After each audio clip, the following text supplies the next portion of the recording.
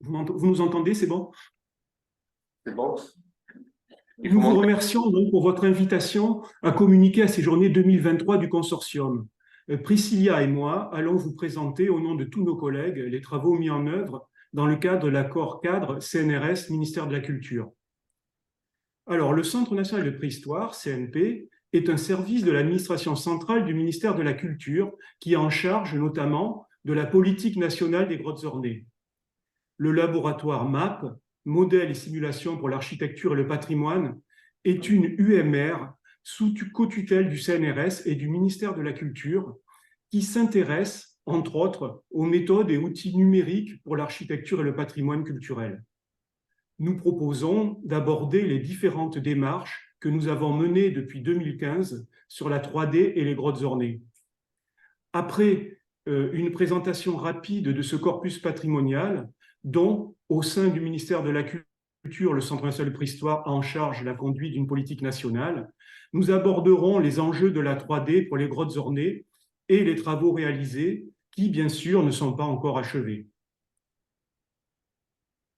Les grottes ornées constituent un patrimoine singulier, très fragile et non renouvelable. Il s'agit d'un corpus limité, mais emblématique, de l'ordre de 200 sites en France, à forte résonance auprès des publics, avec par exemple Lascaux, Chauvet ou Cosquer, qui sont des grands noms de grottes célèbres. Parmi ces sites, il y a actuellement 139 grottes et abris ornés paléolithiques qui sont protégés au titre des monuments historiques. Et parmi ceux-ci, 66% sont classés et 34% sont inscrits.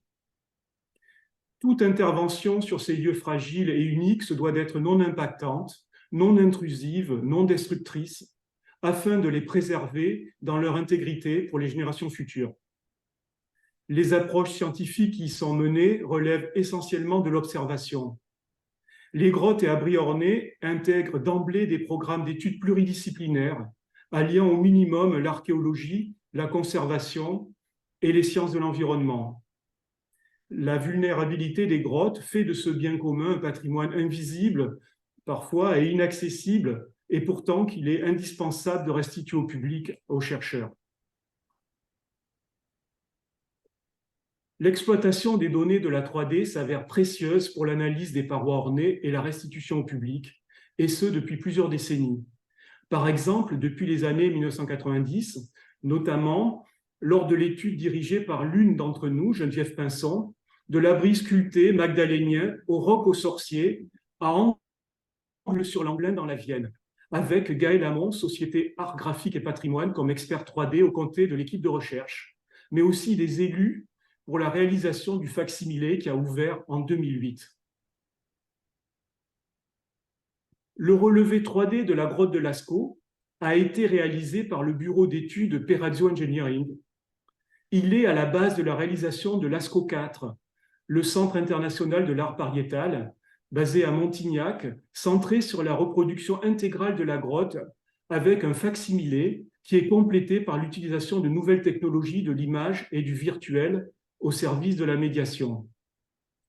Pour la conservation de la grotte de Lascaux, un simulateur numérique du microclimat souterrain a été développé à partir du modèle 3D de la grotte sur la base d'un code de mécanique des fluides numériques adapté à cet environnement particulier.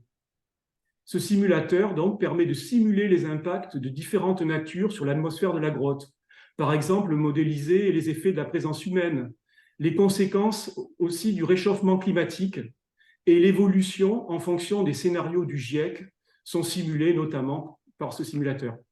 Ce projet est conduit par Delphine Lacanette, qui est professeure à l'École nationale supérieure des matériaux, d'agroalimentaire et de chimie de Bordeaux et chercheur à l'Institut de mécanique et d'ingénierie I2M de Bordeaux.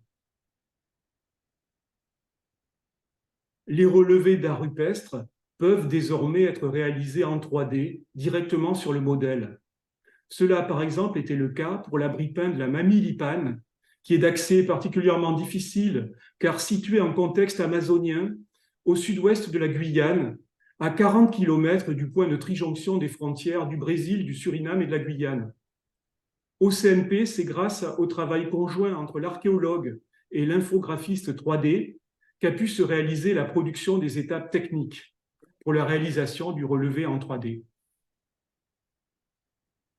L'usage de la 3D devient donc incontournable dans les grottes ornées, notamment pour les plus inaccessibles d'entre elles, comme Lascaux qui est fermé au public pour des raisons de conservation, Cosquer qui est semi-immergé, et Chauvet dont l'entrée est située sur un versant escarpé. En tant qu'outil de conservation préventive, la 3D apporte beaucoup de choses. Elle permet l'archivage de l'état d'un site à un instant T. Elle permet aussi de travailler en amont sur le modèle afin d'épargner les grottes en limitant leur fréquentation, dans le but de faire donc des simulations et des interprétations scientifiques, ou encore pour encourager un travail collaboratif et développer des restitutions variées touchant un public de plus en plus large. Mais la complexité des grottes ornées et la diversité des sujets d'études qu'elles suscitent conduisent aussi à mobiliser des méthodes et des outils d'analyse et de valorisation, eux aussi très variés. Dans un tel contexte, la 3D constitue un levier à bien des niveaux. Par exemple, pour la localisation, le positionnement dans l'espace des entités archéologiques, des installations pour la conservation, des prélèvements à envisager. Pour l'étude en archéologie et en conservation, notamment, comme on l'a vu, par la modélisation du climat souterrain, la modélisation d'équipements, mais aussi pour des restitutions, bien sûr, facsimilés, réalité virtuelle augmentée, scénographie, film. Pour cette raison, le CNP s'intéresse depuis de nombreuses années à la mise en place d'un écosystème numérique permettant de traiter les nombreuses données des grottes ornées sous de nombreux formats au sein d'outils interopérables. Alors, il y a bien sûr l'écosystème 3D, mais aussi la gestion documentaire de toutes les données relatives aux grottes ornées, les systèmes d'information géographique, les bases de données chronologiques qui font converger des données vers un pivot central qui est pour nous l'atlas numérique des grottes ornées.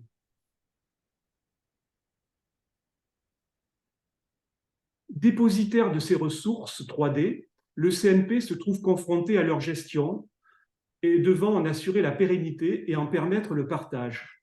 C'est pourquoi nos premiers travaux avec le MAP se sont concentrés à la question de la documentation des fichiers 3D, les cahiers des charges pour l'acquisition des données 3D d'une grotte ornée, la réception des données, puis sur une organisation structurée de la documentation réalisée sur le modèle 3D dans le logiciel Blender et sur la question de l'ontologie.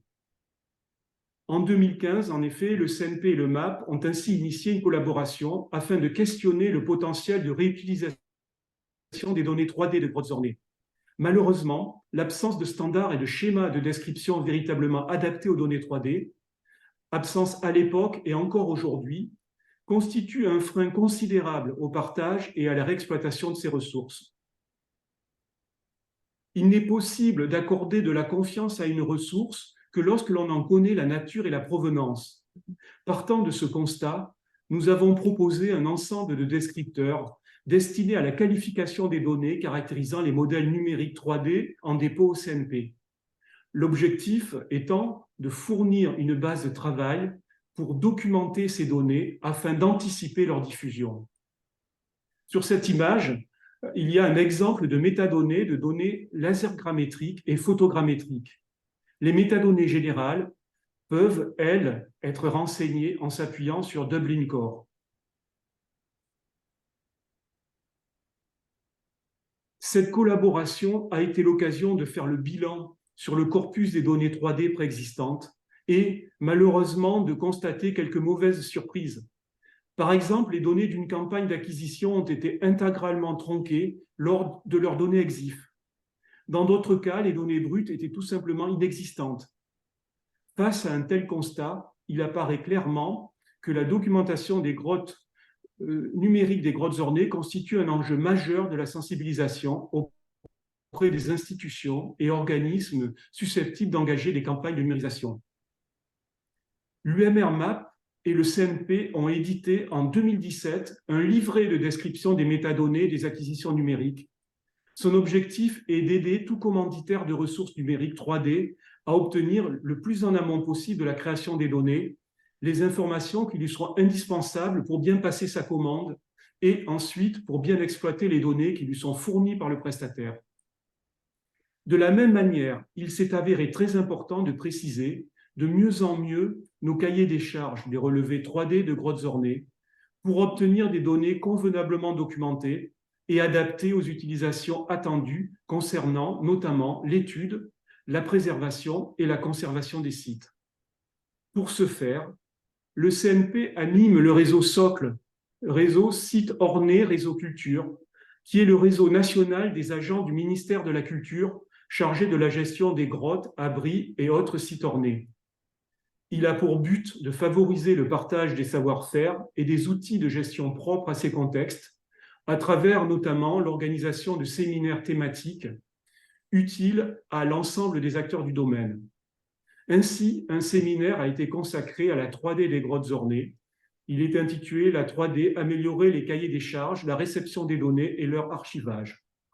Je vais maintenant passer la parole à Priscilla. Voilà.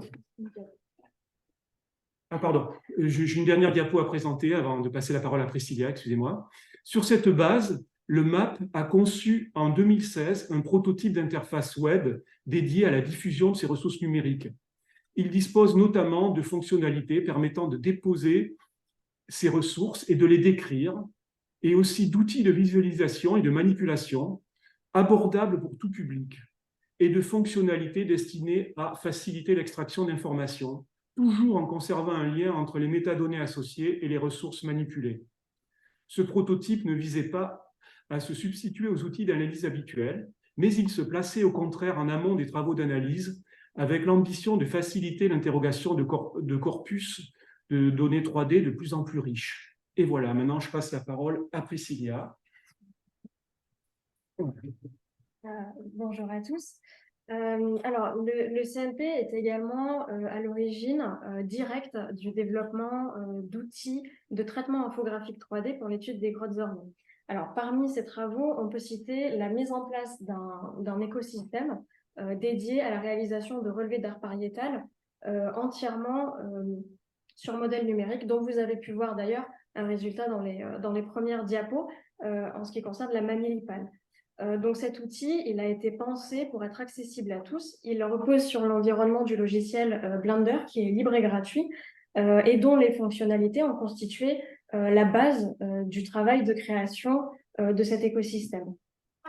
À ce jour, le chercheur il a la possibilité d'y relever l'ensemble des éléments d'une paroi, donc gravure, éléments géomorphologiques, peinture monochrome ou polychrome, d'enrichir la lecture de cette paroi avec l'ajout de modes d'affichage sous la forme de textures procédurales qui répondent à des besoins bien spécifiques. Et il a également la possibilité de partager et de diffuser ses travaux donc à travers le format natif de Blender, des rendus 3D classiques ou encore des exports qui sont interopérables et qui permettent de traiter les éléments sur d'autres logiciels. Donc l'ensemble de ces travaux a donné lieu à une publication, un livret méthodologique qui est mis à disposition de tous les acteurs du patrimoine qui souhaiteraient s'emparer de cet outil, puisqu'il a été pensé de manière générique et que donc il peut être appliqué à d'autres domaines, disciplines ou périodes archéologiques. Dans la suite directe de ces travaux, le CNP s'est tourné vers la réalité virtuelle afin d'explorer les possibilités qu'elle a à offrir grâce à son côté immersif dans le cadre d'études de sites qui, on l'a dit, sont pour beaucoup difficiles d'accès, que ce soit en raison de contraintes physiques ou conservatoires. Alors, les travaux menés dans le cadre de la réalité virtuelle tournent autour de deux approches. La première, c'est la restitution de sites et de leur environnement immédiat sur la base de données scientifiques disponibles. Donc, vous avez au centre de la diapo un exemple de restitution du roc aux sorciers avec les données archivées au CNP. Donc, ça suppose restituer la topographie, essayer de travailler sur les textures environnementales, les simulations d'éclairage, etc. Le deuxième élément, la deuxième approche en matière de réalité virtuelle, c'est le transfert de la question du relevé que je viens d'aborder, du relevé sur modèle 3D à la réalité virtuelle, avec la mise en place d'outils qui permettent d'annoter et d'effectuer un premier travail de prospection des parois grâce à une approche plus immersive. Donc ce travail, il est toujours en cours. un prototype est mis en place, il y a eu une réflexion sur la définition de la structure générale, donc l'ergonomie, la fonctionnalité, l'interaction aussi entre les différents outils. La préparation et l'intégration des modèles, donc tout ce que ça suppose en matière de retopologie, d'optimisation, de dépliage UV. Et maintenant, voilà, on en est vraiment à essayer de tester cet outil et voir véritablement ce qu'il peut apporter aux chercheurs. Et nous, aussi en matière d'infographie 3D, les adaptations qu'on doit faire en fonction des retours qui seront faits. Une démarche complémentaire vise à concevoir un cadre permettant de structurer les observations réalisées lors de ces relevés. Pour cela, un travail a été initié en 2019 pour proposer une ontologie du domaine dédiée à la description des traces anthropiques des grottes ornées. Ici, l'ambition est de relier sémantiquement les éléments d'analyse produits par les différents experts en s'appuyant sur des référentiels terminologiques stables et de structurer et articuler ces données hétérogènes pour enfin les croiser afin de faire émerger des connaissances nouvelles. En parallèle de ces réalisations, le CNP mène d'autres travaux relatifs à la 3D. Il s'agit notamment de création de supports de médiation, par exemple de vidéos tournées de l'ASCO, tournées directement à partir du modèle numérique, sans faire entrer de caméra dans la grotte. Et cette vidéo, par exemple, est présentée, qui a été réalisée par Priscilla, est présentée dans la collection des grands sites archéologiques. Il s'agit aussi de l'aide ponctuelle aux chercheurs, notamment sur des sites comme Bellegarde, Cosquer et d'autres. Il s'agit aussi de formation aux outils 3D, notamment à la prise en main de Blender pour réaliser des relevés 3D de parois de grottes, de traitement photogrammétrique aussi, et d'impression 3D avec notamment, ça a été notamment le sujet du mémoire de notre apprenti de l'an dernier, Emma Cabrera-Hulka, qui s'est interrogée sur toutes les utilisations possibles de l'impression 3D en archéologie et en conservation des grottes ornées. En conclusion, le numérique et la 3D sont bien entendu devenus incontournables dans nos métiers sur les grottes ornées. Un enjeu important au ministère de la Culture réside dans le développement des outils de gestion des métadonnées pour la 3D et de visualisation de ces données, tout en s'inscrivant, bien entendu, dans le cadre de la recherche de bonnes pratiques dans une perspective de sobriété numérique. Et là, par exemple, nous avons en cours deux projets. Le premier étant le projet TEIA, qui s'inscrit dans l'appel à projet numérisation du patrimoine et de l'architecture du 4e programme d'investissement d'avenir. Ce projet propose d'expérimenter le relevé archéologique des gravures préhistoriques de façon collaborative et participative avec le public, grâce au développement du RTI et d'un outil de médiation et de sciences participatives. En effet, la technologie RTI, Reflectance Transformation Imaging, est une méthode photographique permettant une mise en lumière interactive de la surface d'un objet afin d'améliorer sa lecture jusqu'à révéler des détails invisibles à l'œil nu. Il aborde notamment des enjeux d'interaction, d'annotation et d'harmonisation de chartes graphiques, toujours dans l'idée de mieux structurer l'état des connaissances autour d'un même objet d'étude afin d'en faire une analyse croisée. Une autre perspective concerne la notion d'immersion. Nous avons évoqué le travail réalisé sur le relevé en réalité virtuelle. Mais, comme vous le savez, d'une part, la réalité virtuelle est généralement une expérience plutôt individuelle, et d'autre part, la dimension collaborative du relevé demande un effort d'animation qu'il convient aujourd'hui d'explorer. Dans ce contexte, nous montons actuellement un projet avec le planétarium de Vaux-en-Velin et la société RSA Cosmos, à travers une série d'expérimentations menées sur 3 cas d'études. Ce travail vise plusieurs objectifs, en particulier explorer de nouvelles modalités de visualisation immersive des données collectées autour des sites d'art pariétal, en proposant en amont des solutions d'harmonisation, documentation et spatialisation adaptées à ces corpus. Il s'agit par exemple d'exploiter la salle voûtée du planétarium comme un nouveau mode de médiation scientifique à destination d'experts, afin de proposer de nouvelles modalités de collaboration immersive et de nouveaux scénarios d'analyse pluridisciplinaire, s'appuyant sur les merveilleuses compétences des médiateurs scientifiques qui habituellement s'adressent plutôt au grand public. Voici donc pour les travaux en cours. Et nous vous remercions de votre attention et restons à votre disposition pour les questions que vous auriez à nous poser. Merci beaucoup. Merci beaucoup pour cette présentation qui montre qu'on a décidément beaucoup de travaux en commun à monter, notamment autour des métadonnées 3D, parce qu'on a ce schéma qu'on a développé et qu'on pourrait confronter aux problèmes des coordonnées. Et aussi, on a parlé ce matin de tous les problèmes d'annotation qui sont aussi communes. Et je pense qu'on a pas mal de travaux à faire en commun. Donc, je laisse la parole pour quelques questions dans la salle, si vous en avez.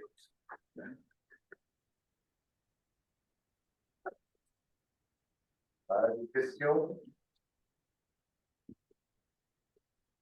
Et encore une fois, merci et je laisse la parole au prochain intervenant. Il me faut faire un peu de technique. Voilà. Merci. Merci à vous encore une fois. Alors, il faut que... Si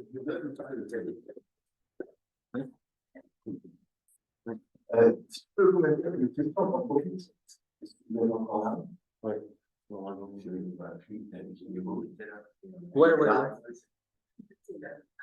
Est-ce que vous nous entendez encore? Ah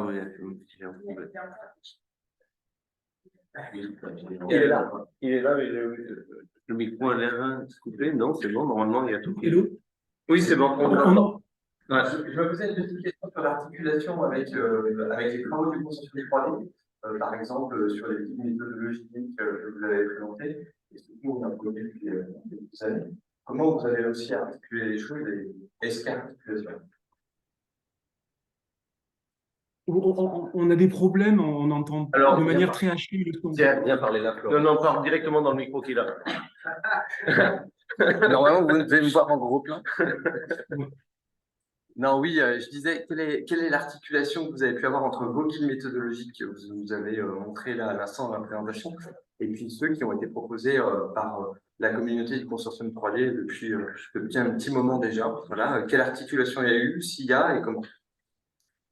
Alors, bien entendu, nous sommes bien entendu bien calés avec les guides proposés par le consortium, mais nous avons en fait développé des particularités liées au site orné et à nos retours d'expérience de numérisation de sites ornés. Et voilà, on est vraiment dans le concret des points à améliorer pour la commande et la réception des données. Voilà comment on a pu articuler cela. Parce qu'on a vu ce matin effectivement un collègue qui nous a présenté des travaux du côté de la France avec la méthodologie de la problématique et qui méritait peut-être là aussi d'être, on en parlait à lui, d'être labellisé par le consortium 3D pour être encore plus diffusé. Est-ce qu'on pourrait imaginer des choses un peu similaires avec, par exemple, ce que fait le CNP? Oui, bien entendu, il y aura des collaborations à renforcer et oui, c'est tout à fait ce qui est souhaitable. Bon, on va continuer. Merci.